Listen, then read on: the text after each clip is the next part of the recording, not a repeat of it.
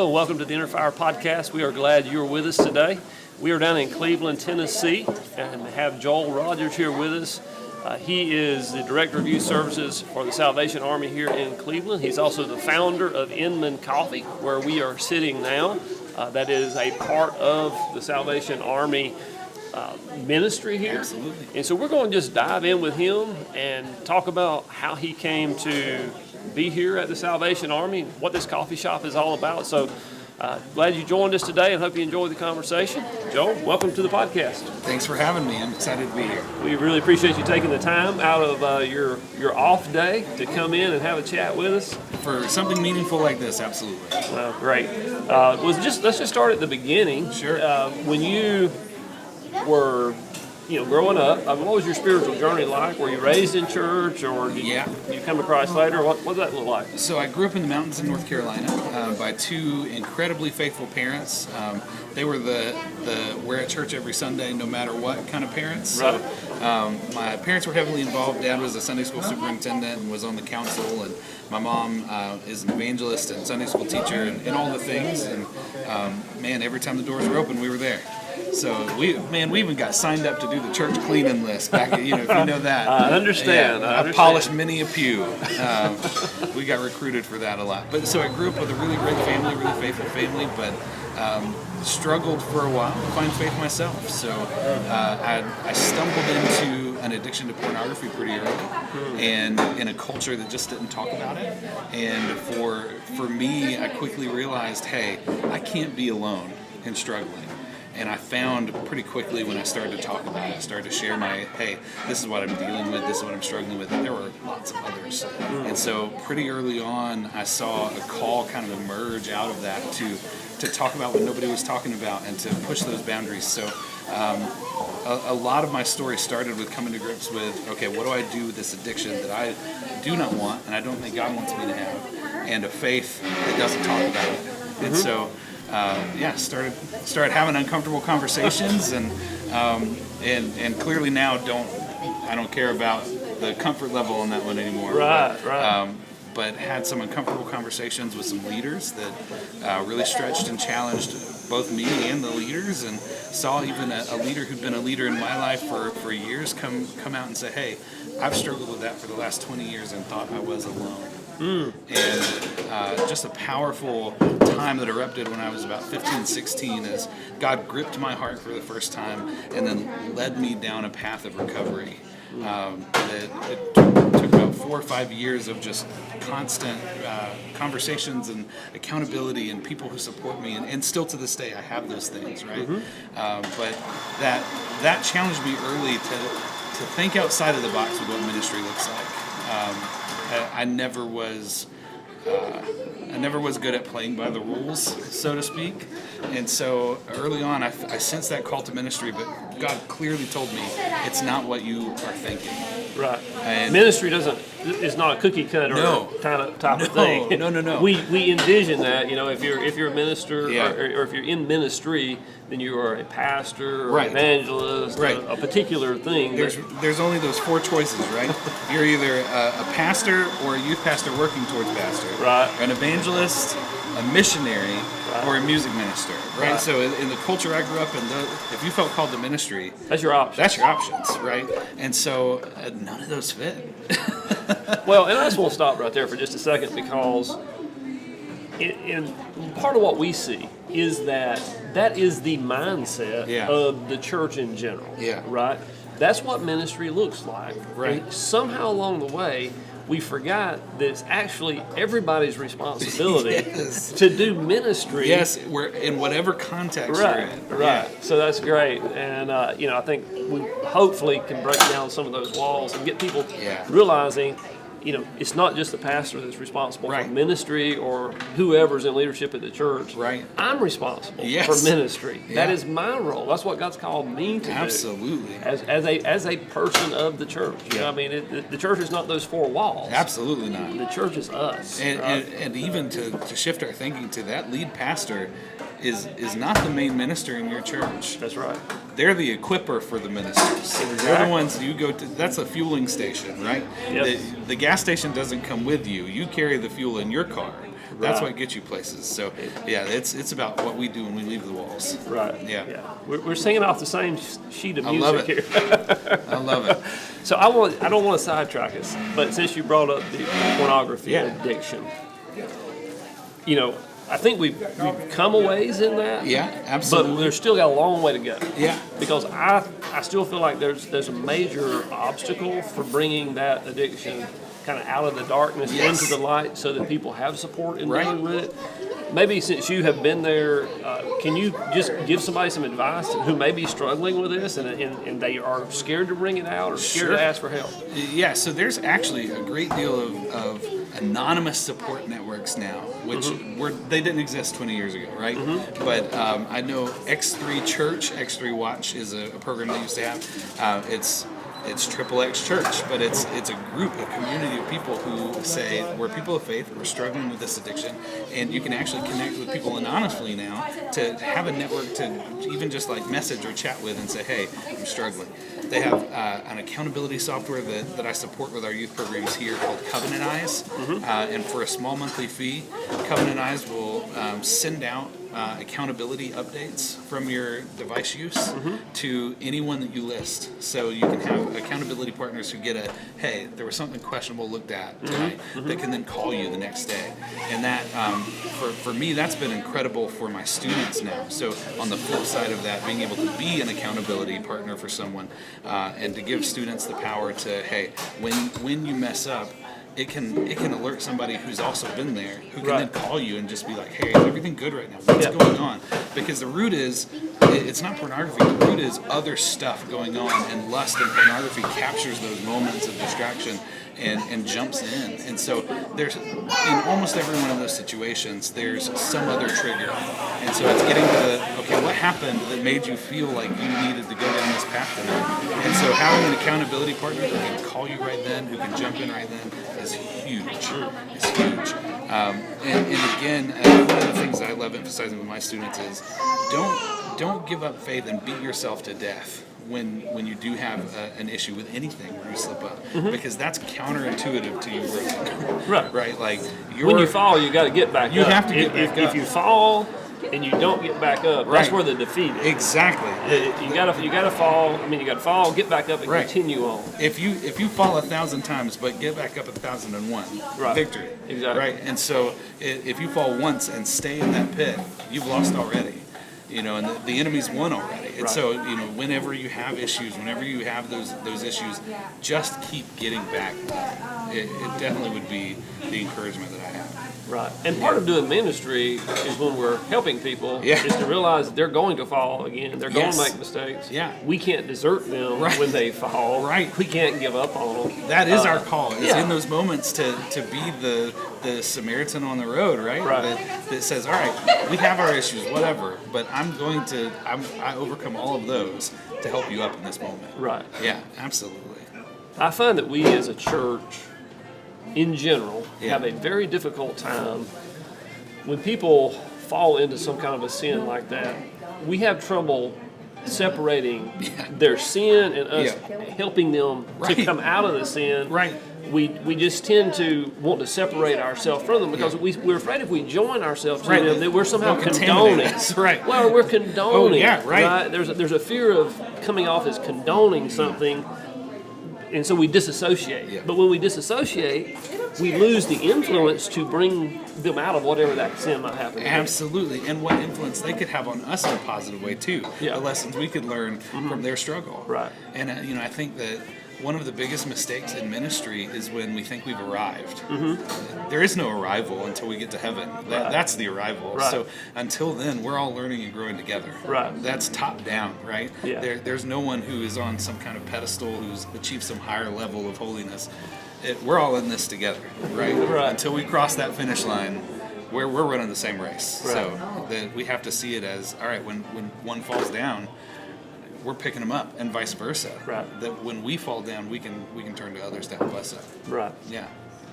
So let's pick back up on your story. Sure. 15 or 16, you had this crisis of faith and kind of came to know God in a personal way, it sounds like. So kind of pick it up from there. What happened? So I will never forget this. I was in a service. it was a camp meeting service, if you're familiar with that Very language. familiar, yes. So in a camp meeting service, and was just wrestling with all of this, right? Like, had found faith, but still wrestling with a lot of frustration at the church for being silent, not talking about it, feeling like I was isolated and alone, feeling like I'm fighting this uphill battle. And then straight up in the middle of this camp meeting service, God just speaks to me as clearly as day and says, I'm calling you. I was like, no, thank you, right? I've seen what you, I've seen others who you've called, and I haven't had the best experience, with my issue, because they weren't talking about it. I don't know that I want to be a part of that, right? And the wrestling just continued and continued. I wrestled for months ahead of that camp meeting service, but at that camp meeting service, it just came to a head, and God was just like, he was just done with my mess, right? He was just like, I'm calling you.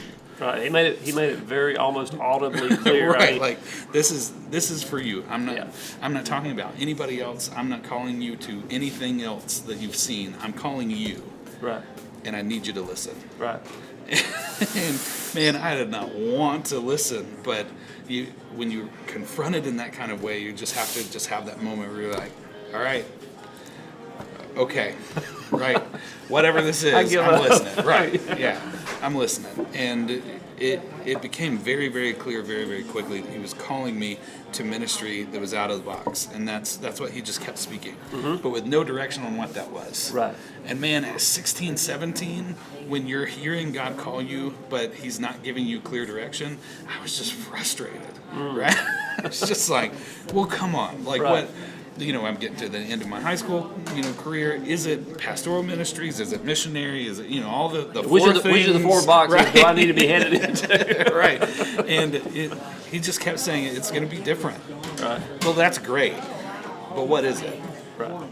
And still no answer. And so I went into college, and it came to lead. That's actually where I connected with a lot of other people who helped me kind of navigate through that confusing faith journey. And when I came to Lee, I declared a major in pastoral ministries, partially out of what else do I do?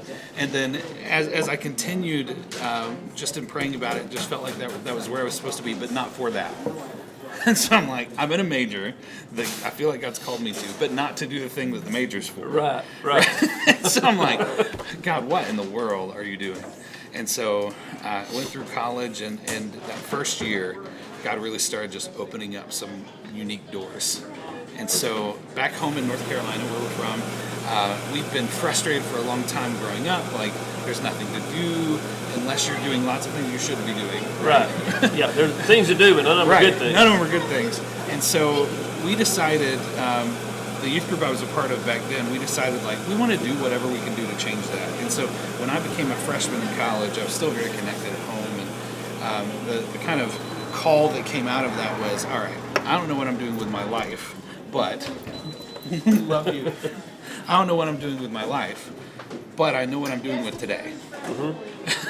And today, I'm going to try to do something that'll help people back home have a place to go. So we just started putting our heads together and thinking, like, what could we do? So the initial thought was like a youth center of some kind. So we found a space that was really cheap in a crappy part of town, right? Like the backside street, the old building. Right. And we went and got some furniture from a thrift store, the couch that was like flowery orange, and whatever we could find. Right. Had a pool table that was wobbly that somebody donated, and so we were like, at least we can have a place. Right. And so we didn't want to just have a place with you can play pool or sit on couch. So we thought, maybe we'll have some coffee. That's a big thing, and I'd loved coffee, so it was an easy sell. We'll have some coffee. And so we had a real basic setup, right?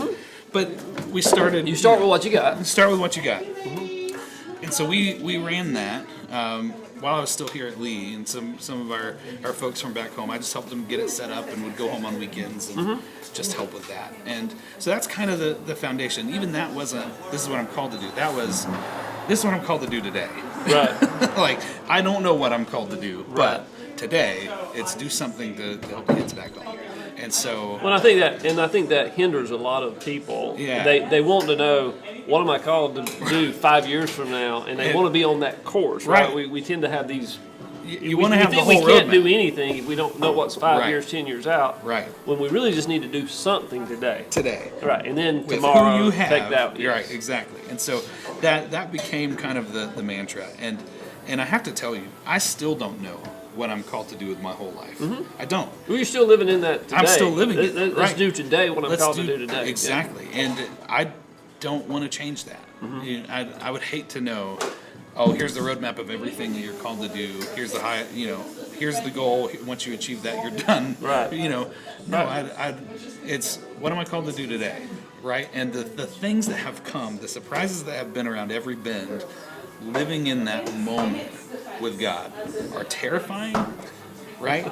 It is absolutely terrifying. I won't lie to you. But the absolute most exciting life I could have ever imagined. I mean, you just have no idea what the day's going to bring. And being open to that, just being open to God, what do you want me to do today? I don't want to put you in the box of, I run a coffee house. I don't want to put you in the box of, I lead a youth ministry. I don't want to put you in the box of, this is my desk job. God, what do you have for me today? And sometimes it's coffee, and sometimes it's youth ministry, and sometimes it's paperwork, and sometimes it's helping a guy on the street who's in crisis, and sometimes it's none of those things. Right. But I wouldn't trade it for the world. So that started with that little coffee house in North Carolina we loved on and grew that for a time, and now they're working to build some of the people that we worked with are working to build a bigger facility, and that's awesome. And so I did that while I was still in college, kind of doubled up, and then after I graduated, I thought I figured it out. And Lee University was hiring a resident director for one of their dorms, Medlin Hall. Okay. Man, that's a dorm that needs some love, man. But Billy Graham famously lived in that hall when it was a different college, and I think it's still decorated the way it was when he was there. But so I got hired for that and did that for a year, and legit thought, all right, this is the different way, right? It's youth ministry, it's out of the box, it's all these things, and it wasn't. It wasn't. And So had you graduated at that point? Yeah, in so time? I just graduated. You were graduated, okay. And so I'm thinking, man, this is I see the steps, right? This is where it's going. And then it just wasn't. And after it wasn't, Cheryl and I both, we did our year contract, and then it didn't fit, and we didn't know why, right? So this is your wife? My wife Cheryl, yeah, we had just gotten married. You married right first after year college? of marriage, Then? yeah. Our Okay. first year of marriage. We literally meet her here at Lee? No, actually, she was from home. Okay. So she did come to Lee for a season, but she was from North Carolina. So she's moving really to Tennessee for the first time. I'd already lived here for college for longer than she had, and so our first year of marriage was in a dorm, in charge of 150 teenage boys. And man, I thought, this is the out of the box thing. This is it. Sure. And it was great, a great season of ministry, and then it just wasn't. That door just closed. And so we were like, what are you up to? God, what are you doing?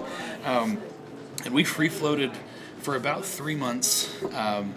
And I saw a job open for a nonprofit position in Chattanooga. And it was with Salvation Army that I did not know a whole lot about at the time. And the job was event coordinator or something for the nonprofit. And I had done a lot of events with the church back home and with Lee. And so I was like, it's a Christian organization. It's out of the box. It's doing maybe this is it. Applied for the job, went through the interview process, made it all the way to the end, and they seemed to love me. And then I got a call from the lady who'd been doing the interviews, and she said, listen, we absolutely love you. And because we love you, we are not giving you this job. And I was like, okay. That's a strange way to This love is me. a weird turn of events. She said, this job is more desk job than the description really leans to. We don't think that's a good fit for you. We think that would kill your passion. We don't yet know what the place looks like for you, but we really want you to consider connecting with Salvation Army more. We think there's something, we just don't know what it is yet. And so More of that. More of that. I don't know what it is. right. And so, that phone call of, because we loved you, you're not hired, was really discouraging, and I fought it for probably 3 days, because she ended the conversation by saying, I know we're not giving you this job, but there's this person you have to meet. We just want you to connect with this person. And I did not want to connect with this person for the world, right? When you just get the phone call of Absolutely, not yeah. hired, right? Right. And I wrestled for about 3 days, and then my wife, who is wiser than I will ever be, she said, "Are you done?" It's like, I guess I am. She said, "All right, let's go meet her." And the person was Ruthie Forgy, who is our director here at the Salvation Army in Cleveland now. But there was no Salvation Army in Cleveland then.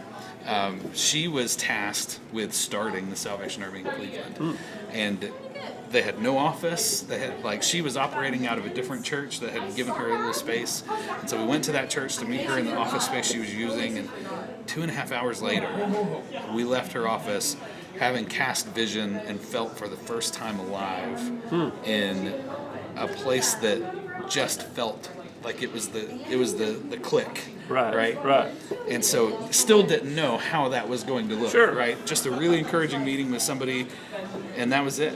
And so she was starting Bible studies with people who would never connect with Bible studies anywhere else. And man, that I was like, all right, challenge accepted. Let's do it, right? And so she said, but here's the thing, I'm working with a lot of adults now. We've had this Bible study going for a couple of months, but they have kids. How do you feel about youth ministry? And I was like, let me tell you, right? It's a part of my calling, but I had no idea how I was going to connect. And so we started meeting with the kids of the parents that she was meeting with. And day one, 2 of my kids said, "I don't even believe in Jesus." And I'm like, challenge accepted, right? And so everything just started to making sense to me as to, no, it's not normal. Right. But I don't know that I would do well with normal anymore.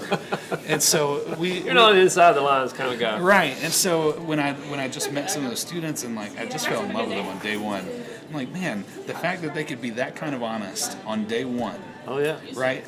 An honesty that I struggled with the church not having. Right. It was an answer to a prayer. When you grow up in church, Yeah. and you're 15 or 16, and you're having these questions, Right. you don't go to your senior pastor and say, Right. "I don't think I believe in Jesus. What do I do with that?" Right. You don't. And in fact, we probably should. Right? We should. That should be the avenue, but that's not an avenue that you feel like you can take. Well, we've promoted for a long time.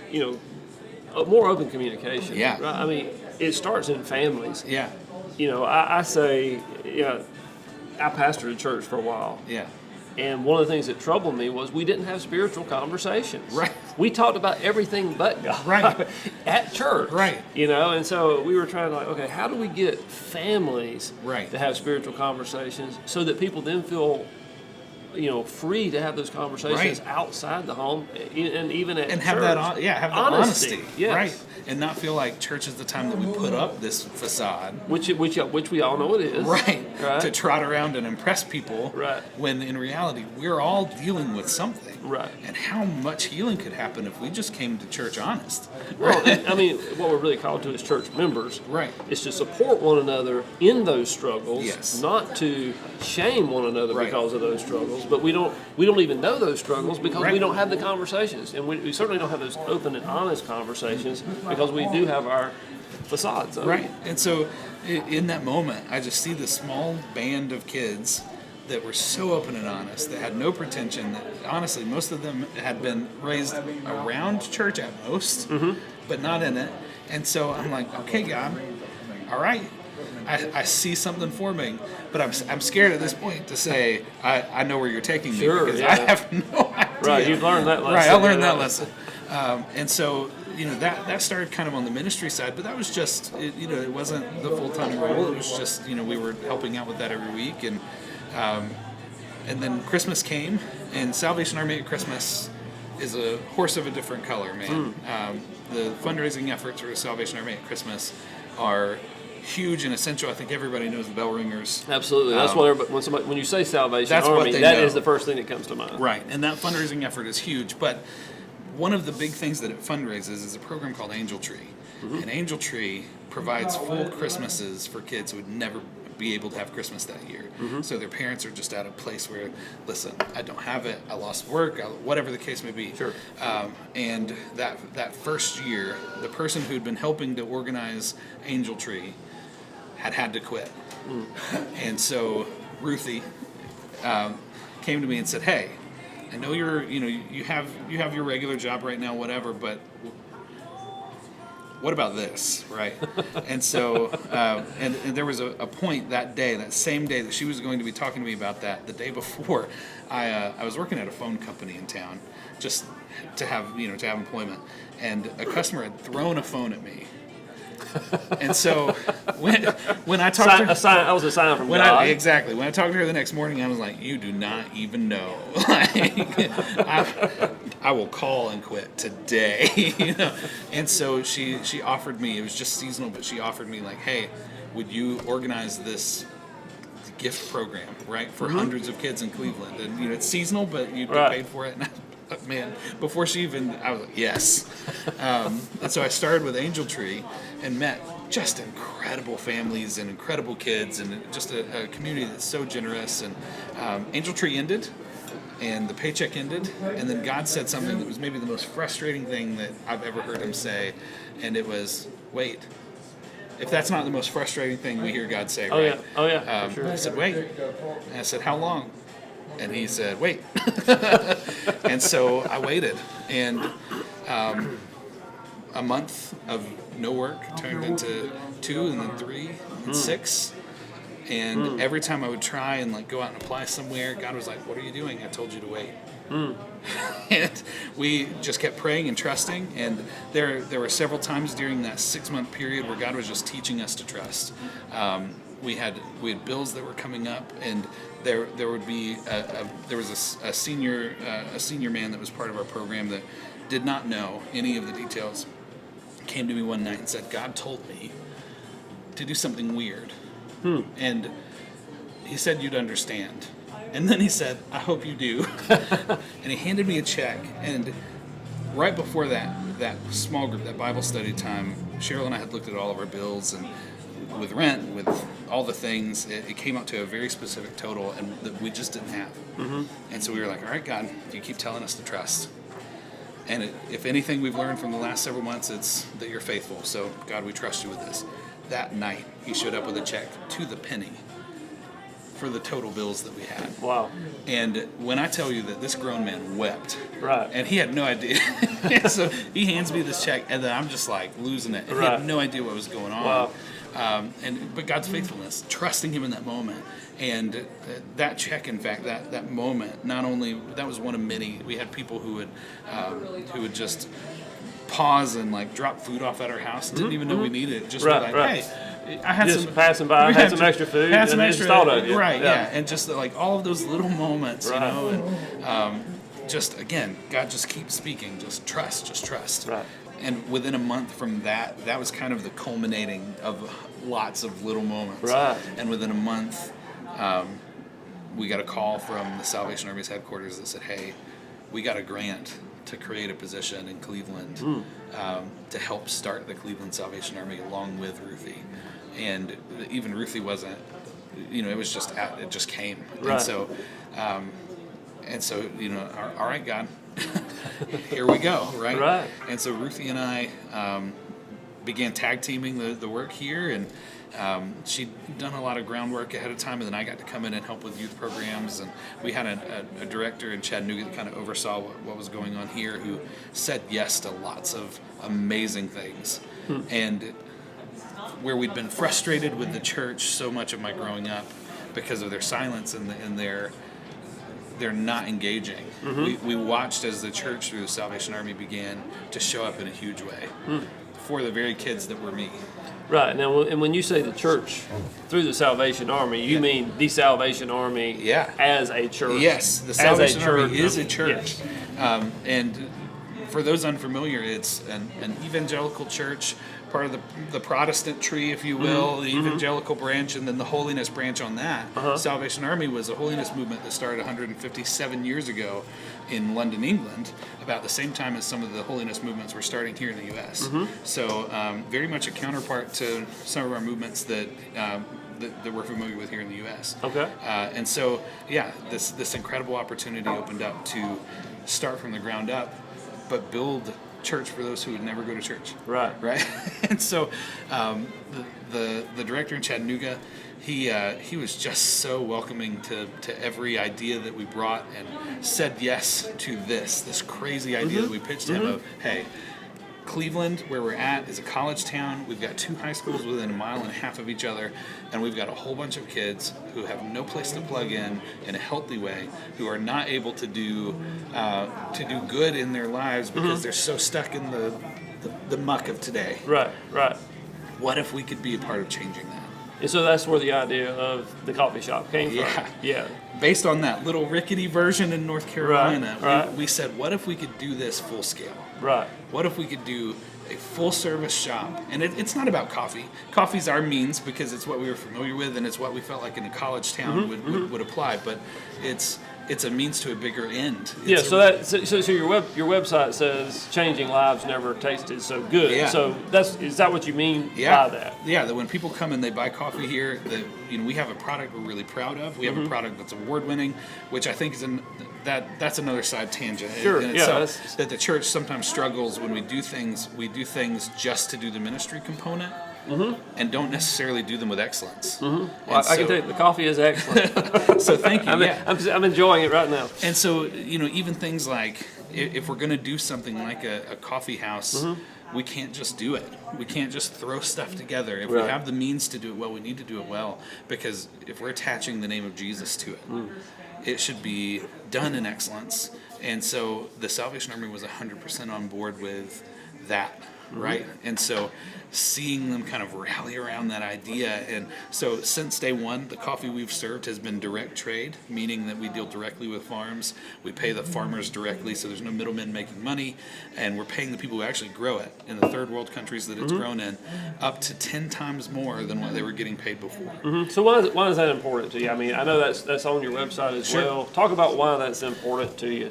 Well, and for us it was, we can't serve a cup of coffee, attach Jesus' name to it here in Cleveland, and have a cool relational ministry center here if we're taking advantage of a family in the third world country that we haven't met, who were breaking their backs to grow this coffee, and they're not being paid a fair wage for it. Right. That is to essentially attach Jesus' name to slavery in a different place. And so for us, it became very important we want to make sure that what we're putting out is lifting people up at every step of the way. Sure. That we're changing lives here, but we're also changing lives there. Right. That it's changing lives around the world, even if we never meet them, that we know we're a part of lifting them up out of that. Yeah, even if you never have any direct ministry to them, even if they never know that why you're doing this or whatever, it's still important to you to know that we are doing it. Yes, absolutely. Yes. And that. What do you think that says? I mean, do you promote that here? I mean, what do you think that says to the people who come in your doors here? Yeah, we do promote that here, and we want them to know, hey, your coffee that you're drinking matters. It matters more than just the coffee that you're having right now. It matters because we made sure that the people who grew it also are still able to have a fair living wage. Right. They're still able to pay for their bed to sleep in and their food at night, and not be scrounging scraps together after that. Sure. That we're making sure that people have a good idea, a good reputation for us.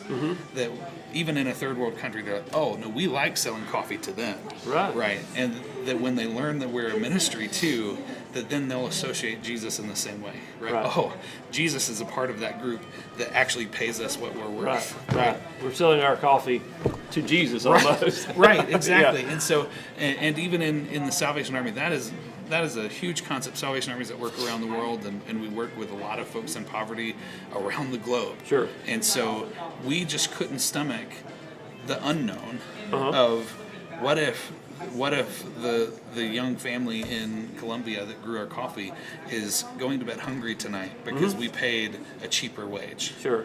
And that's just not okay. Right. And so, that even if we never meet that family, that we could be a part of their impact of service. And so, it matters. It's huge. So bringing it back to the people that come in your door every day, it's a cup of coffee. I mean, how is coffee going to change anybody's life? I mean, we all get coffee, on a fair. I get mine, every day, twice a day. But how does coffee change lives here? Well, I'll tell you two stories. One is of a young lady named Brittany, and she's given me permission to share her story when we have opportunities like this. Brittany came in, she was a regular customer here, came in almost every day. She went to the local community college, and one day she came in and got her coffee, but then we saw that there were tears in her eyes. And we had that moment at the register where we were just like, Brittany, are you okay? Those simple words, but because we built relationship over cups of coffee. Right. She just broke, right? Terrible situation at home. Her brother was in a terrible situation. She wanted him to get out of that situation, was scared to death for his life. I mean, it was a lot. And so we just got a chance in that moment at our coffee counter over her cup of coffee to just say, hey, do you mind if we just pray with you for a minute? Like, is that cool? Like, because I don't know where you are in faith, but I can tell you that trusting God gets you places, right? And if you can, I'd love to just pray and we can just trust God together for your brother. And she said yes, and we prayed, and she got her coffee and hung out a little more, sat at the counter, and then went on her way. And it was 2 days later, she showed back up with a young man. It was her brother. Wow. Who had gotten out of that situation the same day and had moved in with her. Her brother was 18 and she was 21 at the time, and so her brother had gotten out of the rough situation he was in and moved in with her and was tracking towards some stability. And so she came back in beaming. Right. And I'm like, this is it. She actually she went on to do ministry training and was in full-time ministry for a bit, and now she's in the secular world for work, but is doing ministry there. And so God's opening up this cool new calling for her too. And we still talk to her pretty often, and she updates us on how God's working, and it's that. Right. The coffee doesn't have any innate power, but it opens up this point of conversation. Had another young man who did not interact with us. He came in, he got coffee, and he would sit and study. For a whole year, we saw him and didn't know his name. And it wasn't for lack of trying. He was just into what he was doing. He was not a conversational person. He was here every day. And he graduated, moved on, and 2 years later, one of our board members at the Salvation Army stumbled onto him at a park. He was a forest ranger at a park, and they were chatting and talking about where they were from, and the board member said, oh yeah, I'm from Cleveland, and he said, oh, I used to go to this coffee house in Cleveland. In fact, I went there every day my senior year, and that coffee house saved my life. Wow. I was suicidal, and when I would get suicidal and I didn't have friends on campus, I didn't know where to go, but I'd been there and it felt safe.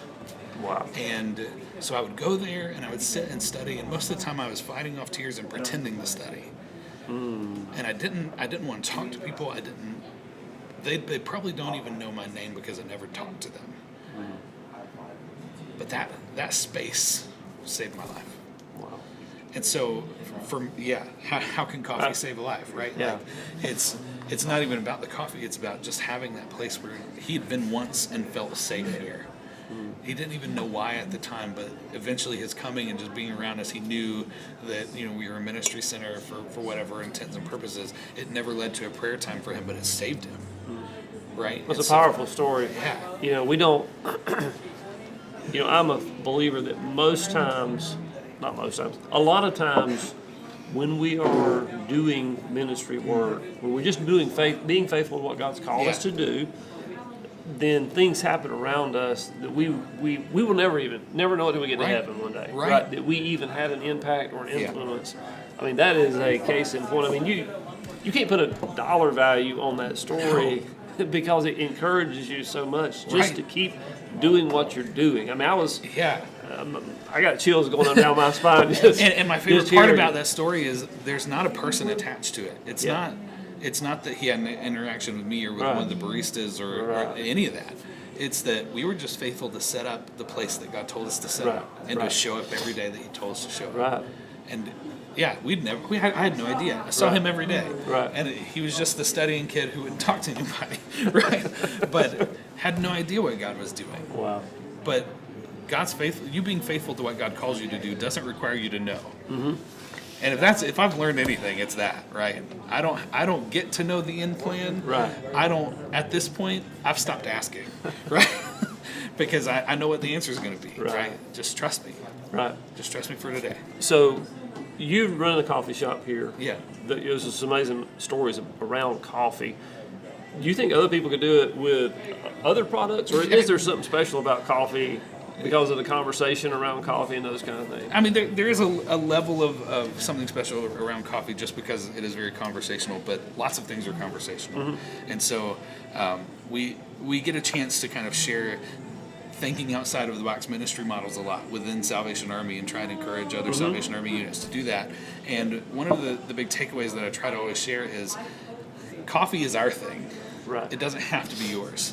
So there's a ministry in Charlotte that is launching and trying to launch with coffee and donuts because their neighborhood doesn't have a donut shop. And they said, what's more conversational than being the donut guy in the neighborhood, right? Like, we're going to see everybody, right? But yeah, do that, right?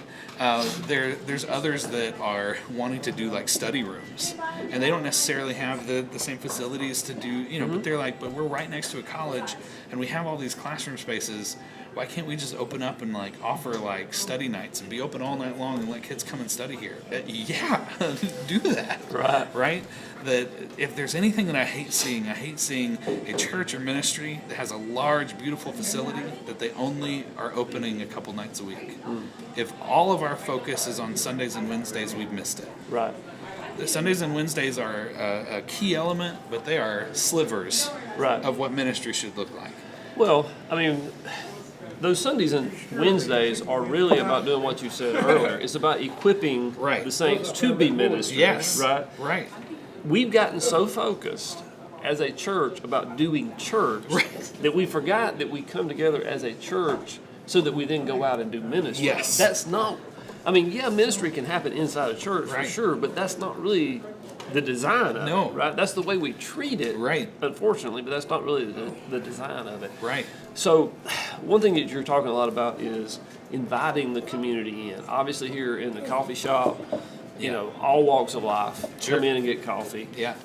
The other ministries, the donut shop, the study space, it's about community coming in. Yeah. How important is that about integrating what you're doing in your calling or in your ministry with what's going on in the community? Oh, it is the model from the New Testament.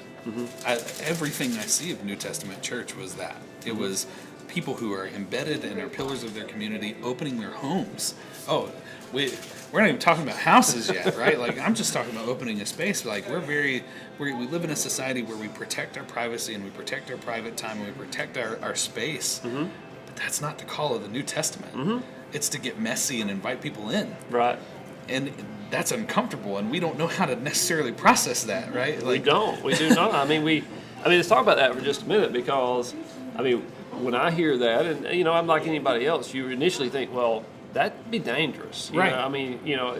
Is that okay to do? Or I mean, how do you address those concerns that people naturally have if you're talking about opening your home? Right. Well, and, especially like right now, we have a lot of friends around the world helping with the Ukrainian refugees and rehousing, and that, every refugee crisis kind of brings up the same conversations of, well, what if that were here? Like, would we be able to do that? Is it safe? And I don't have the most encouraging statement for you, but I feel like it's the most biblical. Nothing in Scripture said that following Jesus was safe.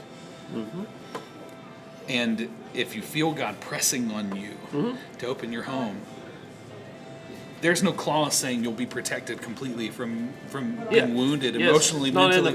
There's no fine print that guarantees you safety and security. Right. But if God is pressing on you, right. If I've learned anything, it's listen to that voice of God. And if He's pressing on you, go into that and say, God, yes, I need you to protect me as best as you can. But even if, right, the Daniel and Shadrach and Meshach and Abednego, right, but even if you don't, I still need to follow you in this moment, right before they were thrown into the fire, they were issued that challenge, and their response was, yes, God is a God who can pull us out of this fire and protect us from it. But even if He doesn't, and man, that's a hard pill to swallow. Absolutely. Right? And there have been a lot of relationships that we've come by here that have been costly. right? Have been physically, mentally, emotionally, you name it. And even in the youth ministry side of things, we deal with kids with a lot of like mental issues, and sometimes it's a truly dangerous situation. But in those moments, God is always faithful to guide us. And if He's guiding us, I have to respond with, I know that you can keep me safe here. But even if you don't, even if. Wow. Well, that is, I mean, that's not how we as a church think. I mean, especially in the U.S. I mean, we've gotten used to our comfort zone, our safe spaces. We don't want to get our hands dirty, and we logic our way out of it, right? I mean, that wouldn't be safe, or that would cost too much, or they wouldn't respond, or and they don't always respond. They don't. You don't always see the fruit. You don't always get the result you want. But that doesn't mean that you don't keep doing what God's called you to do. Out of our 13 years of marriage now, my wife and I early on felt God calling us to open our home because we had space. We had an extra room to open our home to certain people that He would guide us to who were just, no, they need this in this season. And some would stay for a few weeks, some 6 months. Some out of the 13 years we've had, we call them strays that we pick up. We've had strays that God just sends our way for at least 9 of those years. And in the moment, it was a moment decision. It was well, no, God's calling us to do this today. And had someone told me 9 years of your next 13 years, you're going to have somebody who's not part of your immediate family living in your home, that they're going to need stuff from you, and they may take advantage of you, and like there's lots of factors with that. I would have probably said, I'm going the other direction. Right. But just trusting God in those little moments and looking back and seeing in the people that He's brought, total transformations have been able to happen, and in us too. Like they've sharpened us in ways that we couldn't have dreamed of. And these little things, that just being faithful in the scary, terrifying moments of when God says, okay, that's great, but don't take your ministry hat off when you go home. Right? That I haven't called you to ministry as a job, I've called you to ministry as a life. And so if you're doing it to the point of burnout, you're doing it in the wrong way. Right? Ministry that gets you burnout is not, you're focused on some of the wrong stuff, and there's course correction that can happen, and there's rest that can happen, and renewal that can happen. But ministry like God calls us to is the ministry that goes home with us. It's who we are at home. And sometimes it means inviting someone into your home for a meal. Sometimes it means inviting someone into your home to stay. And sometimes it means putting yourselves in uncomfortable situations because God speaks. Right. And you have to just respond with, all right, even if. Right? Well, I'm just sitting here thinking, if I'm listening to this, and I can just hear people right now with responses to this, and one of the things they're like, Joel, that's just what, you're gifted for this. I assure you I'm not. This is what God called you to, and I could never do that. What would your response be to that? My response would be, I assure you I'm not gifted for this. There are days when it is a challenge, right? I currently, we're in the works of adopting a 19-year-old who's our current live-in, right? And had you told me 2 years ago that I would have a 19-year-old son, I would have said, I think you're a little crazy, right? But here we are, right? And it's the daily faithfulness. I'm not equipped for all of it. I didn't wake up this morning and seek that out. But it's something God put in my path. And God doesn't call you to be faithful to this idea of calling. He calls you to be faithful to the path He's got you on. So the little 4 squares that we like to put calling into, throw those out, because those are 4 rolls of 1,000 in the kingdom. Like, you're confining God when you square it away like that. But I know I'm not equipped for it. But He equips me for what I need to be equipped for that day. And again, just trusting. It all comes back to trusting, leaning into God in the moment to know that He's going to guide you and lead you through that situation. And I think He knows better than me. Right. Right? So at the end of the day... Let's hope He does. Right. At the end of the day... I hope He knows better than me. That's for sure. It comes down to that. But isn't that the crux of our problem? Yeah.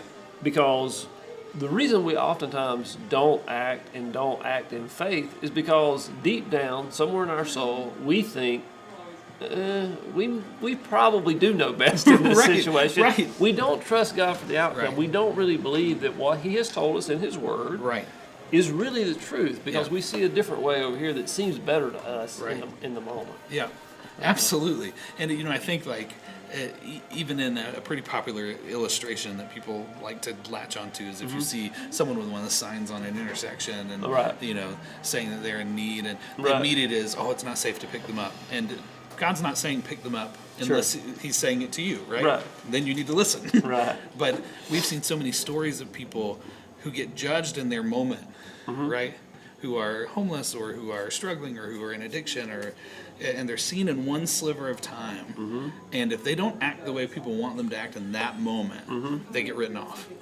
And so how many people have we written off because we rode by them and they didn't eat the sandwich we gave them? The reality is they've been standing on that corner all day. That would be the third sandwich they got this hour. But they're out there because they're in some kind of need. So what if their need is relational need and we miss the mark? Because we tried to feed them when what they needed was conversation.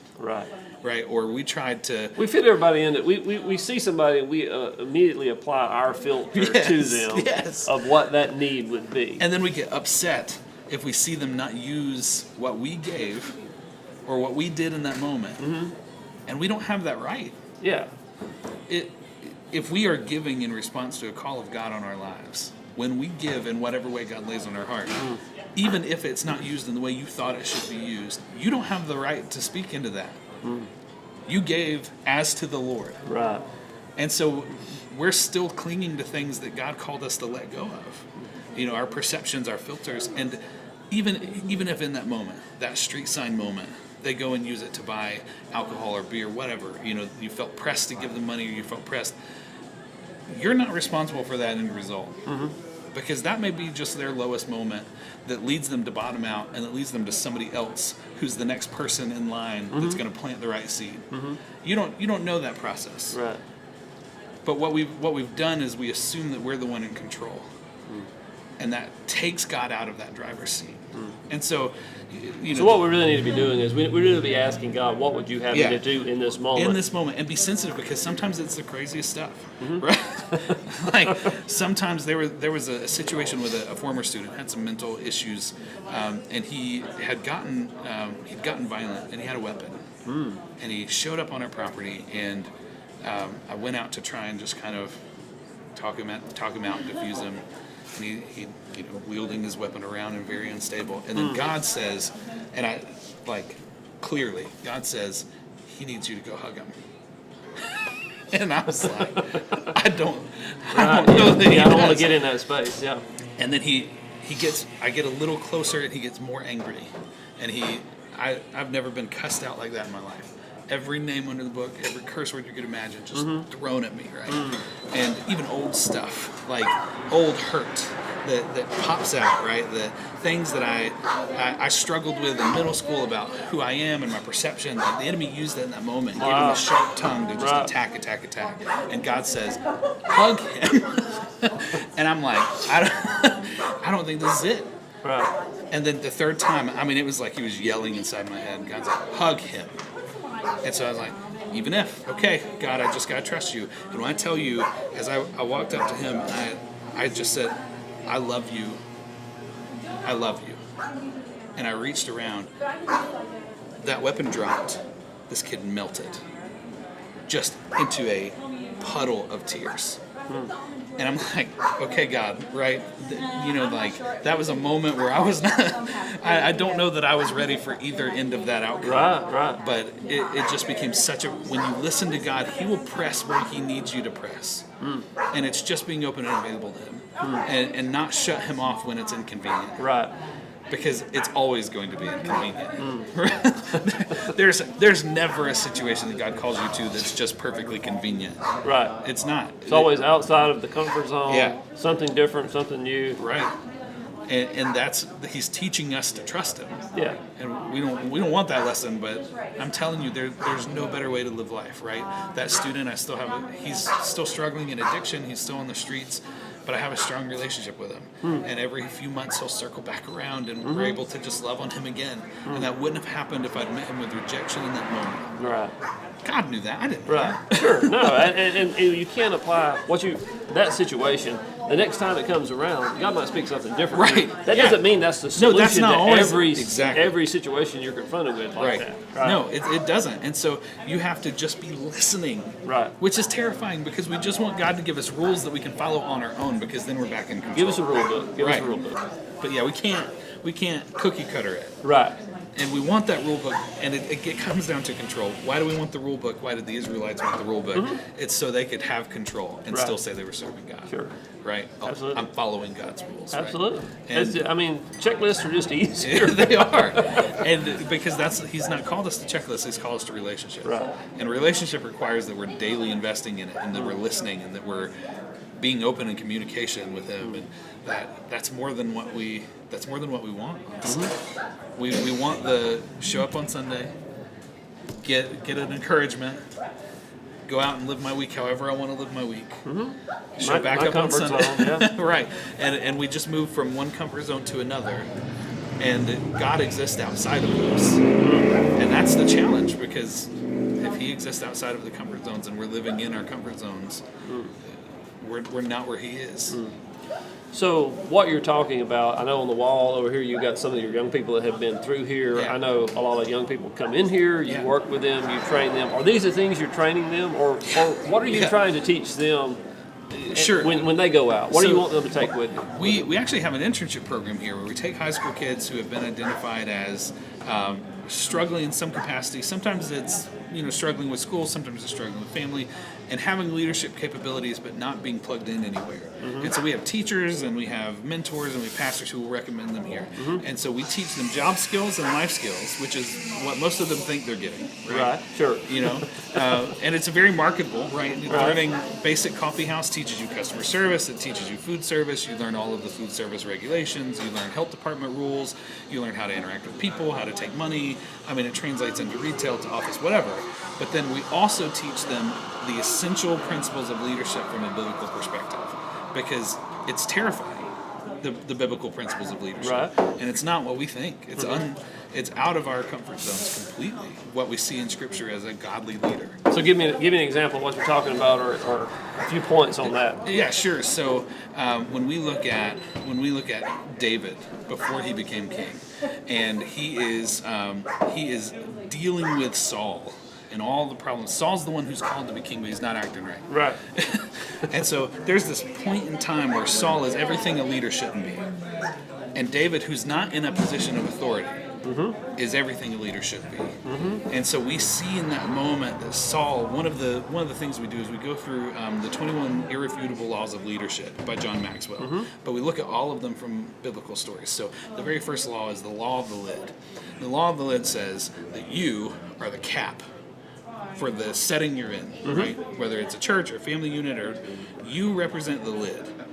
And if you want people around you to do more, to be more, to go further, then you have to do it. Right. And it's not going to happen until you're leading that charge, because you will lid off people from reaching their full potential if you try and settle and stay where you are not supposed to be. And so the examples there are Saul and David, right? Right. Saul, man, he was called to do it, but he just was like, this is all it is. And then David, who wasn't even in the place of authority for Right. it, right? He wasn't the lead pastor. He wasn't the king.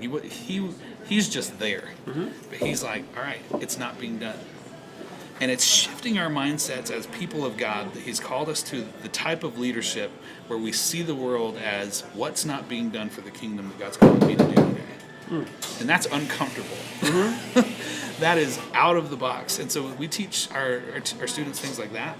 We teach them to break how they've seen the world and try and see it now through those lenses of God. It's the daily trust, right?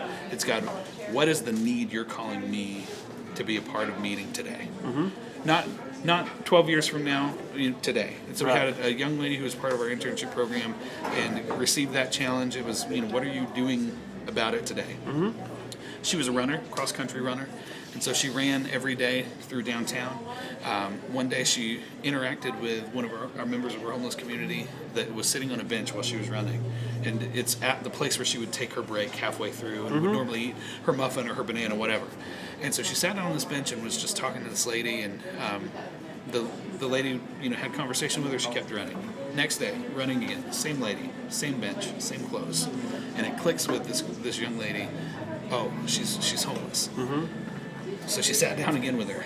This time she broke her muffin in half, shared it with her. The next day she thought before she packed. She put 2 muffins in her bag. Right? Goes running, sees the same lady, same bench. This time she's got a whole muffin for her. And that lady begins to just open up with her. And this young lady named Lindsay finds out there's a need for meals in the community that we didn't even know was a gap. So meals are happening Monday through Friday, but there's nothing on weekends. And so Lindsay, the young lady, sees that opportunity and goes, okay, maybe I can help a little bit today, and then maybe tomorrow I can bring a few more muffins. So she makes a pan of muffins the next day. Brings one not just for the lady on the bench, but the lady in the bush that the lady on the bench pointed out. The woman 2 blocks over that stays up against the building. For the woman 3 blocks down. For the man who's passed out drunk in the alleyway over there. And so Lindsay just makes a lot more muffins. And then she says, you know what? A dozen muffins isn't enough. And so she asked her mom and dad, can you help me make some muffins on Friday night?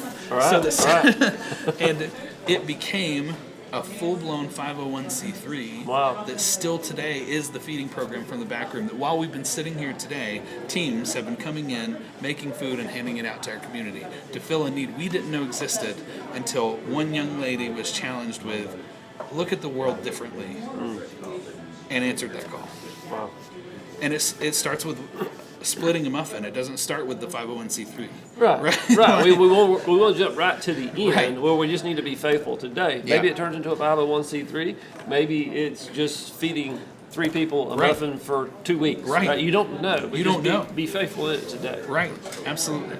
You mentioned one of the other young ladies that came through. I think it was Brittany when we were talking about her. You said she's in a secular job. But she's doing God's work there. Talk about that a little bit, because a lot of people who listen to our podcast, obviously, they're not in full-time ministry. And what we want people to understand is most people are not going to be in full-time ministry. Let me say it a different way. What we view as full-time ministry. We should all be in full-time ministry. We just have jobs. But again, those 4 boxes. That we do. We're not in those 4 boxes. So what is she doing? Maybe you can use that as an example of what it looks like to do ministry in a secular position. Sure. So she's working at a restaurant and brewery, and the bartender has been taking notes from her about how to just interact with people and pull their stories out. Okay. And so she's just working as a waitress there, but now she gets to come over and talk to the people who are at the bar, because the bartender, when they break down at the bar, he doesn't know what to do. So he calls her over.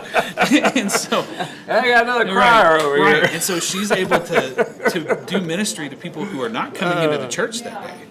And I know that's a scary place to kind of sit at, right? And it's controversial to think about, but pretty much every restaurant these days has alcohol of some kind, but she's in a place to do ministry where nobody wants to touch it. Right. And so she's the random waitress that just knew how to handle the guy that drank a little too much, but then opened up about his family leaving him. Right. Well, now where's he coming every week? He's coming back to sit at her table and just talk more. Wow. And I look at that and I think, man, it's messy and it's hard to talk about, and a lot of church people will have an uncomfortable time dealing with that. But they're not there ministering to that guy. Right. So while we're sitting in our churches waiting for that guy to have a moment where he walks into our doors to come and give his heart to Jesus, she's slowly chipping away at his heart from a restaurant where he was crying at a bar. Yeah, if he does walk into one of those churches one day, they're not going to know it was because she sat at a table with him and many times. Laid that groundwork, right? And so hearing her stories, and man, sometimes she'll call after the toughest, craziest shifts. That restaurant work can be really a lot, but she'll be like, but the coolest thing happened tonight. I got called over again to the bar because XYZ. So she's she's being tapped as a counselor and evangelist in the restaurant she's working in. Oh, wow. In a setting that we would often dismiss. Right. That we maybe even roll past and judge. And so, Salvation Army in particular started in bars. Which it started in bars because William Booth, the founder, he was meeting with a lot of homeless people and was bringing them to church. And the church that he was taking them to, his home church, said they're welcome here, but they need to stand in the back because these seats are taken. Right? Everybody's got their claim spot. Oh yeah. Right? Don't mess with my pew. Right. And his response after a few months of trying to he would be doing ministry in the street and bring them to church on Sunday, and then after a few months of that, he just finally went to his leadership and said, If you don't fully accept them, you don't accept them. That's not faith. So is that going to continue to be the stance? Because if so, I'm just going to take them somewhere else. Yeah. Well, I mean, the Bible speaks very specifically about that particular instance. Right. And so he couldn't find another church that would take them because they were this small posse of still Misfits, very misfit. Yeah. They didn't have the clothes. They didn't. And so. He just said, what if we start having Bible studies in the pubs in the neighborhoods that we're in? And he would have Bible study and the pub would shut down and nobody would be buying anything from the pub owner anymore. And then he'd get kicked out. And then the small army of misfit vagrants would just wander to the next pub. And so they became known for a while as the wandering army or the volunteer army because it was him leading the way and this group of mostly like shabby looking misfits following him from pub to pub. Is that where the name came from? So they were called that one time when they were marching, and William Booth's son spoke up and said, no, we're not a volunteer army. We're commissioned for this. We're an army of salvation.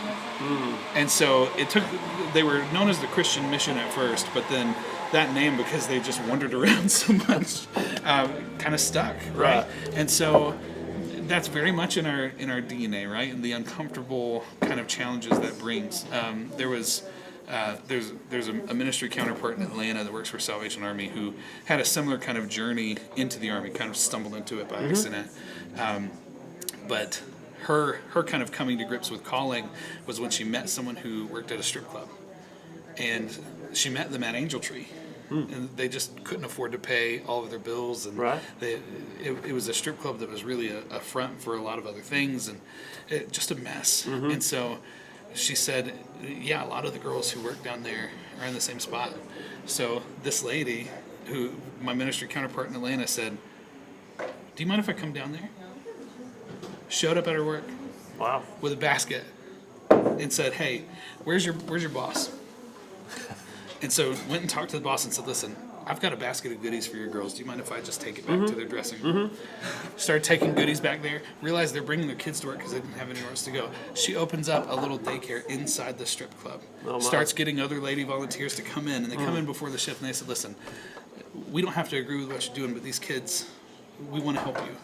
And so in the dressing rooms in the back, the Salvation Army's doing VBSs with the kids, right? And their moms are being ministered to every single day, being cared for every single day. And it's not every day, but when one comes and says, I want out, who do they go to? Right. They called her mama. Right. Because most of them had not had a mother figure. And so they said, when I need something or when I need out, I go to mama.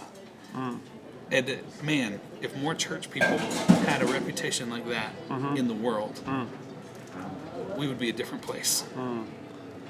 So what do you say to people, I mean, who hear a story like that? And then, I mean, listen, I've been in church all my life. I know all the answers. Sure. I know all the responses.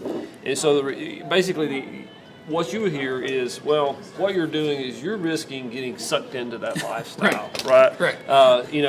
It's too dangerous to go down there from a standpoint of you're going to, rather than them coming to you, you're going to go to them. Right. I mean, what's your response to that? It's twofold. So, number one, I would say, if you have a history of drug and alcohol addiction, God is not calling you to a drug house. Right. I've never seen him call someone with a history of drug addiction to actually go and minister sit in those houses. He's called them to minister to people who come from that, but he's not going to put you in a position where you're going right back into the very thing that, like, he may call you to minister to those people, but he's not going to put you in a position that would lead you to get sucked back in. Right. That's not who God is. But he is calling you to do what he calls you to do in the moment. And so, for Mama, Her Right. role, she wasn't part of that culture before. Right. But God set her up into that, right? Right. And he's not going to call her to do that if that's something she struggles with. Right. Right? Right. And just, again, it comes down to, can we trust God when it's in the gray area? Oh, yeah. Right? Because we want it to be clearly black and white. Give me my rule book. Let me know. Do this, don't do this. Go here, don't go here. And sometimes God is, hey, turn around and talk to the person behind you in Walmart. Right? Mm-hmm. Right. And we don't have a rule for that. Right? Let me check the rule book. Right. That was not in here. I'll Right. just keep doing what I'm doing. Right, or for Mama, Yeah. when she meets that one girl at Right. Angel Tree who's having a hard time, and that girl is in crisis in that moment. So the response isn't, hold on, I'm going to go consult the rule book, right? No, it was listening to God in that moment to say, no, she needs more from you. Sure. Right? And just leaning into that. So it's two parts. So if you're fearful, cast those fears away. He's not going to call you to something that's going to put you right back into something that you actually struggle with. But if you trust and listen, he will call you to places that are outside of your comfort zone. And that's okay. It's okay. It's Right. terrifying, Right. but it's okay. Right. Yeah. Yeah, and I think, for people that are concerned about that, advice I would give people is, you need people around you. Yes. That if you started getting too close, Right. and if there were warning signs, then there need to be people around you to say, hey, you need to pull back a little bit. Well, and even circling back to my story, right? Right. So, even though pornography has not been a part of my story for many years, Right. I do not let go of that accountability. Because even though it's not an active part of my life, I have to make sure that I'm keeping myself in a setting where I have people holding me accountable. Right. And that's when you have big falls when it comes into ministry. We think of the Jim Baker moments and we have to think it's not a moral failure alone. It's not just on that one moment. It leads back to a point where accountability stopped, where there was an opportunity for that to happen. And so having your circles around you, right? Don't abandon those. Well, this goes back to what we talked about earlier, about the role of the church. Yeah. We need accountability. The reason we don't have it is we don't have confidence in one another. Right. We don't have trust in one Right. another to be able to open up about what our issues are, Right. so that other people can then hold us accountable. We live in a dark corner Yeah. by ourselves. Yep. Even if we're in a crowd at church, we're Right. still living an isolated spiritual life. And we just see a window into other people's lives. Yes. And the window is always everybody Yeah. put together. It's the Facebook photo. It's okay. And to be accountable, you have to be let into somebody's Yes. life. Yeah. I can't hold you accountable Right. about pornography if I don't know you're struggling with Right. it. Right. Exactly. And so that just takes a level of trust Yes. that oftentimes just doesn't exist, unfortunately. Trust and relationship, Yeah. ongoing relationship, Right. that we continue to keep those relationships alive and close, even when they're uncomfortable, right? Right. It's not the most comfortable conversation to have with a student or for someone to have with me to Sure. be like, when's the last time it's so Sure, absolutely. But we need that. We need that. At this point, I wouldn't trade my people for anything, right? And they're there for me not just in the areas that they've kind of been pulled into on purpose for accountability. They're there for me in lots of other areas of life. So I wouldn't have navigated through a lot of difficulty if it wasn't for that group. Right. Because they know me so well, right? I don't have to go in and share my whole story to them and catch them up. They already know it. Right. When crisis hits, they're calling or texting me before I even have a chance to, and so that trust and accountability leads to a relational group that follow the Lord together. You mean like a church? Imagine that, right? But we're too busy. Wouldn't that be the definition of It should be, Yeah. right? But we're too busy just living our Instagram pretty lives. Oh, yeah. And church is just about keeping those facades up instead of breaking them down, right? And what if we just flipped it? What if church was the place we were the most vulnerable? How different would that be, right? Yeah, It takes me to Francis Chan, if you're familiar with Francis Chan, pastor of a mega church, right? And he shares this story. He says, one day I heard my name being called more times around the altar than God's.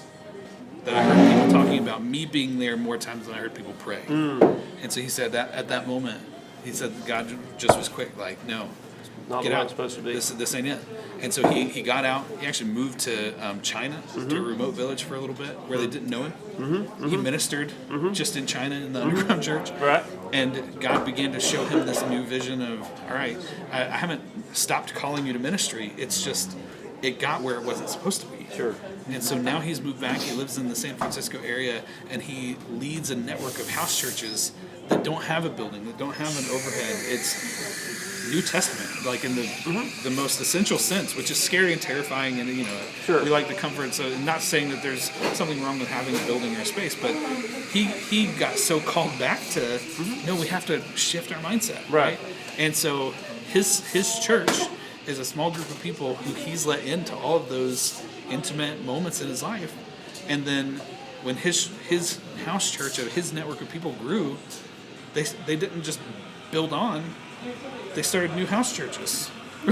Well, one thing I've come to see, you mentioned the church buildings, and you alluded to it earlier. Like I said, I've been in church all my life, and my thinking on church has changed over time. Yeah. But one thing that I see churches doing, we've got some tremendous church facilities in this country. Yes. Not against church facilities, but what I see happening is the church facilities that we build with good intention become a drain on our resources. Yeah. They become the focus themselves. Right. And we wind up spending a great amount of resources on maintaining, expanding those facilities that only get used a few times a week, or only ministering to the people that ought to be ministering. Us right? four and no more, right? Yeah. So, I mean, there's a whole thing we could talk about there, but we won't go there for now, but that's just an observation. I want to talk about, we have been going a little while, and I don't want to be sensitive to your time, but we're sitting on the stage here. I know a lot of music happens at Inman Coffee. It's kind of the go-to place for music in Cleveland. Yep. What role does music play in Inman and in the community, the larger community? Sure. Just talk about that a little bit. I mean, it's huge. First of all, just in a purely spiritual sense, music is healing. There's not just worship music either. Sometimes, even with people with mental disabilities, sometimes even just classical music can really settle them. And that's not by accident. Music is a creation of God. Absolutely. It's part of His plan, right? And so music just has a unique power to bring people together, to unite them, to bring joy, bring healing. And so we wanted to capture that. And it started out accidentally for us. It was, we were having a grand opening and didn't think anybody would show up. And so we were like, maybe we should ask a band that, if they'll come and just play. Right. And so we reached out to the only band we'd seen flyers about, and they showed up, and a big crowd came. But more than that, they engaged with us. And it was new faces to just have conversation with and to share kind of our vision. And they helped us really formulate a bigger vision that first night, our first day open, we ended that night with a 2-hour conversation with the band that was playing that helped us kind of expand our vision to include a whole different need that we didn't even know existed. Again, being open to God in the moment, right?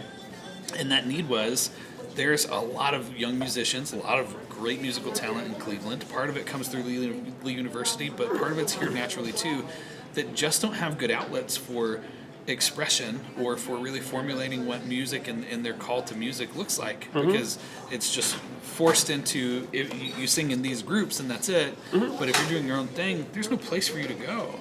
And so we talked to them for those 2 hours and we said, well, do you want to help us find some of those other bands? We'd love to have them play here. And so it was literally a rug against the wall kind of thing. We didn't we didn't have any of the setup, and then it just kept getting more consistent. And so last night we had our 656th show. Wow. Since we opened. Wow. We've seen over 1,500 performing acts in our time here. Most have been nobody named, just brand new, starting out, hey, this is a brand new song I'm trying out. Hey, I've never done this before, open mic kind of stuff, all the way up to Grammy winners that have come through here that, again, because if you're faithful in those little things, God blesses you with these really cool opportunities that you just wouldn't have otherwise. So, we've had Emmy winners and Grammy winners perform on this stage, which is just the coolest. It is, yeah. And they just, had a friend of a friend who said, if you're between tour stops and come through Cleveland, like, and you just never know, like, what God's plan is there. But for us, we've pulled in music as, okay, well, if music is so key, if there's a lot of musicians in Cleveland, same idea as with the coffee house in general, if they don't have a place, where are they going? Right. They're going to the bars. They're going to the places that'll say, hey, we just want you to play in the corner for 4 hours, we'll pay you $50, whatever. Right. But what if we could just affirm their identity? What if we could be a part of doing more than just giving them a place to play? Right. And so we started doing a lot more music. We started our open mic competitions that aren't just, hey, 10 people sign up, but we have judges who offer feedback and then follow up, and like some of our judges have offered feedback in the moment and then offered free classes for students who couldn't afford it later. What can we do to help you be? It's really about using music as an avenue for relationship, absolutely, and for ministry, and just for building up people. Right. Because if we build up people, we look like Jesus. And sometimes we try and get it to where they're coming into our doors of the church, and that's backwards. Right? We have to have relationships with people before they are ever going to come to the church. And so if we can build up relationships and if we can build up the individuals, then there's going to be a point in time where they hit crisis, and you're the safe person they know to come to. Right. And when they come to you, why are they coming to you? They're coming to you because you look like Jesus, or should be. Right. Right? Right. So we ultimately lead people to the Lord by just being faithful to love them and build them up. And I don't always have to break out Bible verses when I'm talking to one of my musicians or one of my interns for the gospel to be communicated. Right. Absolutely. And so, it's that scary middle ground. We want the rule book of just do this and don't do this, and it's relationships. It's just listening in the moment and listening for the needs that come up. And, that was not part of our initial plan, but on night one, it became part of our plan, right? You're like, okay, God, here we go, right? Well, and you didn't discover that until you were already into God's plan, right? He didn't unfold everything to you from the beginning. No, he did not. You had to start walking out in faith for him to start unfolding the bigger plan. Absolutely. Right. Absolutely. And so, here we are over a decade later, 656 shows in, but we have a network of people who are doing music around the globe now who have some just have fond memories of playing here, but others still are like, hey, no, this helped me fall in love with music and it helped me understand what God was doing in my life. I don't get to determine the outcome. I just have to be faithful to do my piece in the moment. Sure. So let's talk about you. Let's talk about the Salvation Army, which is the platform for what you're doing here. We haven't really talked about that. We were talking a little before we actually turned the cameras on about what Salvation Army does. I was probably like most people. When they think Salvation Army, they think Christmas time, red kettles, ringing bells. Right. We know they help, disadvantaged people, whether that's hungry or homeless or whatever. But beyond that, we don't really know a whole lot. Sure. Tell us a little bit more about the Salvation Army, and then kind of finish it up with if maybe Salvation is the Army is the way somebody can get involved, and if so, what do they need to do? Sure. So I was the same way, right? When I came I stumbled into the Salvation Army through a newspaper ad for a job, but I had no idea other than the bell ring what they did, and so learning over the last 13, 14 years about them has just been really eye-opening. And so one of the key things, I have yet to reach the end of what I'm learning about what the Salvation Army does, because the way they move into a neighborhood, they move into the neighborhood not with, here's the 3 things we do. They move into the neighborhood with, we've done these 3 things before, but what does this community need? And it's just a very different approach. So there's all kinds of different aspects of ministry that are being expressed around the globe, depending on what that community needs.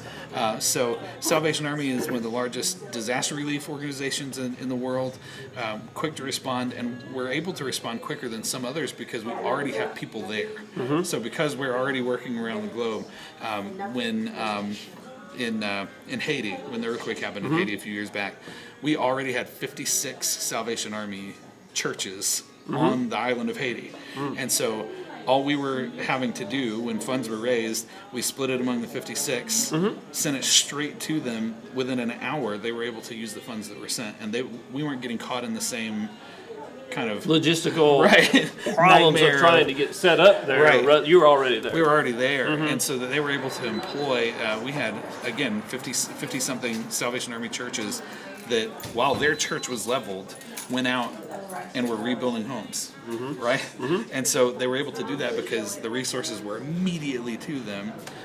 So that's a big piece of what Salvation Army does. That some people have seen, they'll see the Salvation Army shield when disaster strikes, especially locally. A lot of tornadoes come through this area, so we've been able to do disaster response a lot with tornado victims and help rebuild homes. And Salvation Army's pledge is, we're there until it's done.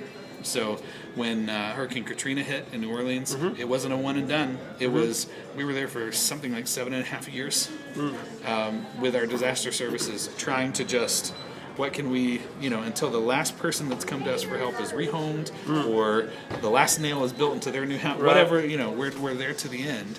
9/11, we were there within 20 minutes of the first tower being hit, and they had to actually push us back. Because when the second tower got hit and they realized this is something bigger, and we were there for 5 years at Ground Zero, providing ministry to all the troops, the firefighters, the first responders. We do meals in those moments. That's kind of our big thing. We do meals in most communities that we're in too. So across the board, Salvation Army in the U.S. feeds about 56 million meals a year. Wow. And they provide somewhere around the 11 to 12 million nights of shelter at their emergency shelters, cold weather shelters, etc. In the U.S. So that's a huge part of what we do. Here you were talking about you're the youth director. I mean, Right. What does Salvation Army do with youth? I mean, I don't. That's not what comes to mind when I think Salvation Army. Salvation Army has one of the largest networks of summer camps. So here in the U.S., every state has their own very nice facility, a summer camp that is completely free for students that are in need. And we bus them in from all parts of that state to get to have a full summer camp experience.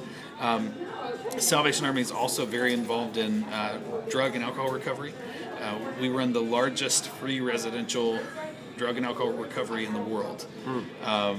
And our success rate for that is around 88%, which is insane. 88% of those who stay the full 6 months find recovery, which is just incredible. And that's, again, just scratching the surface. So the Salvation Army in Indonesia just bought a coffee plantation because that was a need. The tsunami took out the coffee plantation. The owners were a company that just dipped. It was cheaper to just write it off. But the local workers, that's all they knew. So the Salvation Army bought the coffee plantation, hired them for 6 years to work at fields that were not producing coffee because it takes 6 years to get it started. And it got wiped out from to the ground. And they're just now starting to produce a crop of coffee. And so Salvation Army's in the coffee business because that was the need in the neighborhood. Right? A good place to buy some. Huh? So we're actually working on being the first distributor in the U.S. that it'll be truly a seed to cup ministry for Salvation Army. So we're really excited about that. So we're about 1.5 years out from their producing enough to export. So we're pretty pumped about that. Back in the day, Salvation Army, if you've ever struck a match that's red, it's because of Salvation Army. Yellow and blue phosphorus were used because they were cheaper back in the day, but they're very dangerous chemicals. Red is stable, but costs more. And people were getting this terrible disease called phossy jaw. Look it up at your own risk, but it's a real disease where they're exposed to this chemical and it actually would cause rot on their face. So these very young people were dipping the matchsticks. That was that was their job, and the exposure to the phosphorus would actually the acid would eat away at their face. And so Salvation Army was ministering to too many of those people who were working these very dangerous jobs. When it would eat at their face enough to where they couldn't work anymore, they would just be let go and new people hired. And so Salvation Army said that's not okay. They bought a match factory in London, started making red phosphorus only, started hiring those people who had the phossy jaw and were deemed unworkable by other people, and then started an ad campaign across London basically saying if you're using anything but red, you're contributing to the the sickness and death of your family and friends. Right. Went all the way up to the government, got a law change to make it illegal to use the yellow or the blue phosphorus, then got the first law on the books for the UK for basically worker safety in factory settings, and then sold their match factory. So, Salvation Army gets involved at all levels. Yeah. Is what you're saying. We've been talking about getting outside the box, Right. and Salvation Army has been getting outside the box For a long time. Yeah. So what do people do if they want to get involved Sure. with Salvation Army, either here locally Sure. or in whatever city, because Salvation Army is where you're at. Right. Yeah, exactly. If we're not there, we're in the next town. Right. So yeah, it's really easy to get involved. Honestly, Christmas time is a great way to kind of intro. Mm-hmm. It's what most people know too. But Christmas time, getting to go and help in one of the angel tree warehouses, where you get to be Santa's elf. It's great. Like donations come in for toys from the community, and you get to go with the kids' info and say, all right, little Cindy, she really wanted that new Barbie doll, and she really likes Lego Friends, and you get to go and grab those things that people have donated, put that bag together for Cindy, Right. and you get to see Cindy smile on distribution day. Right. It's Yeah. a great thing. So I would suggest, if you've never done anything with Salvation Army, start with Christmas. If you go to your local Salvation Army at Christmas time and say, I want to volunteer, there is not a Salvation Army in the U.S. that will say no. They're kind of, Christmas is a busy time. It's a busy time. So that's a great time to kind of get introed and then find out what that local Salvation Army is doing. So again, because of the nature of Salvation Army, it's not cookie cutter. It's not the same programs everywhere. So find out what your local Salvation Army is doing, and then see which one of those things kind of fits you, right? So we do a lot of youth programs here with the summer camps and with music programs. We have a weekly youth service for kids that are kind of misfits that would never fit anywhere else, and we love that, right? Your local Salvation Army may be doing that. So see what they're up to and jump in. Just make a visit, see Yeah. and ask, well, what do you need me to do? It's a scary thing to go in to life in general with that mentality of God, what would you have me do today? Yeah. But start small, right? Right. Just go into the Salvation Army or a local nonprofit that's doing something out of the box and just say, hey, how can I help today? You're not making a huge commitment for the rest of your life. Just how can I help today? Today. Very good. I want to ask you one other question. This wasn't on the list, Sure. but I saw it when I was doing research to come down here. Yeah. And so I just want to ask you about it, get an honest answer. There's been some controversy with the Salvation Army, with the LGBTQ community over the last couple of years. It's for a couple decades now. Yeah. Okay. So can you just, if somebody has concerns, Sure. right? Because some people may say, well, Right. because of these reasons, I don't think that's somebody I can get involved Sure. with. Can you just speak to that issue a little bit? Absolutely. So the Salvation Army meets human needs without discrimination. Right. And there have been times where there are people in an organization who act independently, who do their own thing. Sure. They get reprimanded for not fitting that mold and not following the promise. And so, whenever you see controversy like that happen, in an organization that's 157 years old with tens of thousands of people around the globe that it hires, you may have a rogue person who does something that they shouldn't do. And that's who gets the publicity. That's who gets the publicity. But Salvation Army is the largest provider of services to LGBTQ plus youth in the world. Their shelters have been providing and sheltering LGBTQ plus youth for over a decade, right? Since really the emergence of people coming public with some of those gender identities. And so if you have concerns about that, you can go to our website. There's some official responses there, but really just go to your local ministry. Well, there's two concerns, right? Yeah, on both sides of that. Right. So Right. one concern is I'm going to be discriminated against, Right. So I'm not going to go there. Right. The other concern is, well, they're condoning something Right. that I don't condone, therefore I'm not going to associate with And it. that circles right back to what we talked about earlier. Right. God hasn't called us to make those calls. Right. He's called us to love people and provide the services we provide in that moment. Right. And so, do we provide shelter to LGBTQ youth? Absolutely. You know why? Because the suicide rate in LGBTQ youth is the highest of any population in the world. And it's more important that youth wakes up the next day Right. than that my opinion gets shared. Right. And I think at some point we have to lay down our personal opinions about some stuff and just love people in the moment and trust that God is going to do the work He needs to do in their life, whatever that is. Well, we can't, it's like what I said earlier, disassociation is not the answer, right? Because we are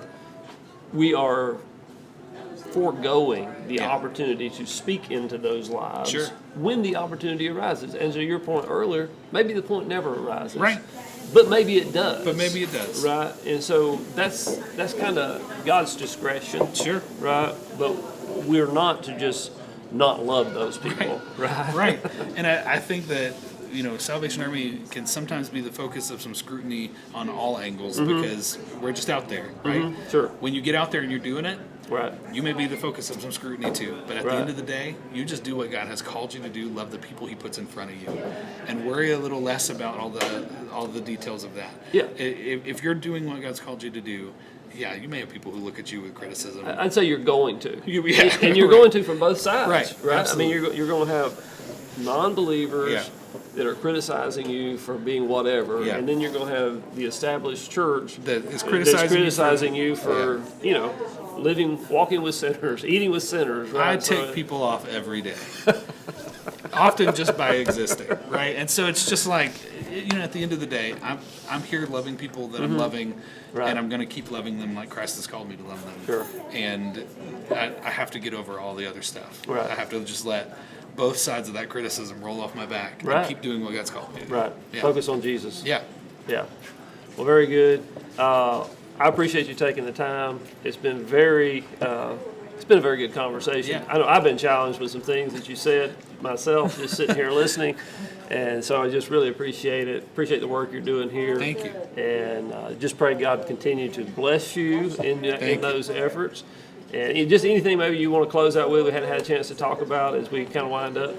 Sure. I'd say if you have any questions about anything that we've talked about, I hate these kind of settings where it just ends with no chance to kind of follow up. Sure. So feel free to follow up with the ministry here. He can connect to me. I'm good to continue answering any questions that come up or any follow up that people want to have. So don't let it end here if you felt challenged. So Yeah. Very good. Well, we appreciate that. If you have enjoyed our podcast today, we would just invite you to share it with somebody.